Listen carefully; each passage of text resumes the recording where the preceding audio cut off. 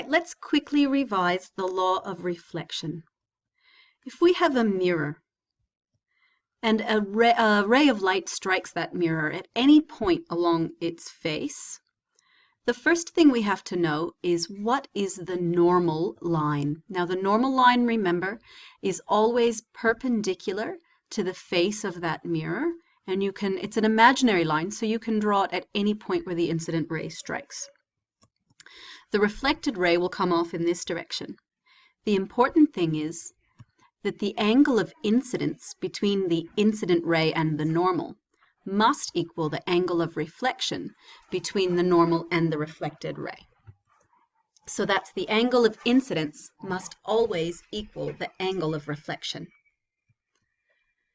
Now for regular reflection, that happens in a pretty predictable way. So three incident rays strike the surface of the mirror. We can imagine three different normals, and that will give us three reflected rays. Notice that the reflected rays are all headed off parallel to each other, parallel like train tracks.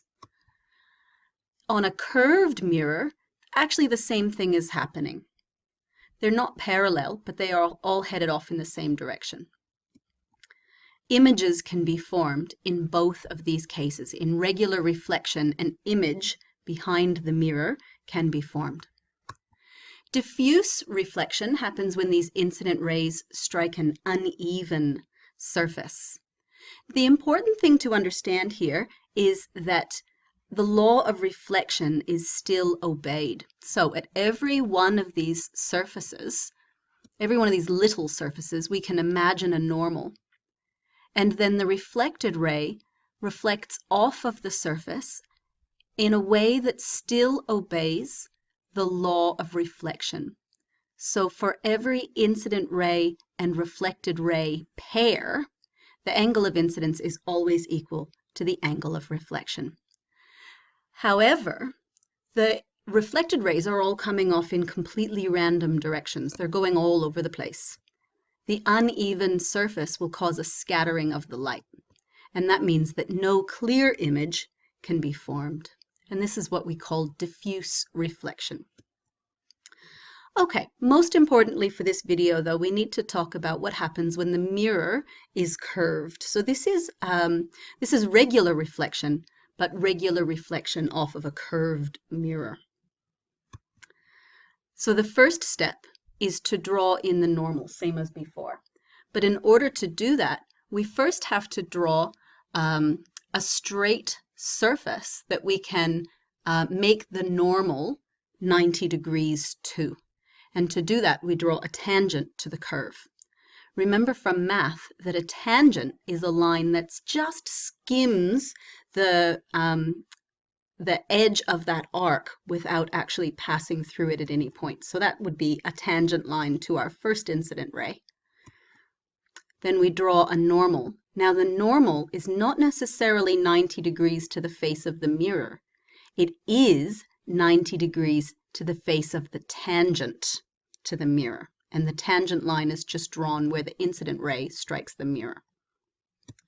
The same thing happens with the other two incident rays that are shown in our diagram.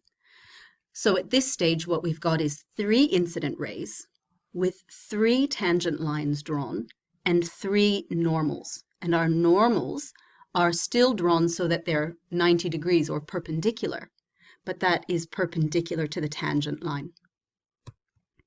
Then we draw in the reflected ray using the law of reflection. So one comes off here, one comes straight back out the way that it came, and the other one, the third and final one, intersects the other two. In every case, the law of reflection is obeyed for each pair of incident and reflected rays. Because all of the reflected rays converge on a single point in front of the mirror, we would call this a converging mirror. And our focal point is the point where the lines all intersect one another. The focal point for a concave mirror is in front of the mirror. A convex mirror curves in the opposite direction. So to work out where the reflected rays are, we treat the mirror in exactly the same way. We draw a normal, but to do this we have to start with tangent lines. So we draw a tangent line and a normal that is 90 degrees to it. And we do that for each incident ray, Now, we draw in the reflected ray using our law of reflection. So in every case, the angle of incidence is equal to the angle of reflection.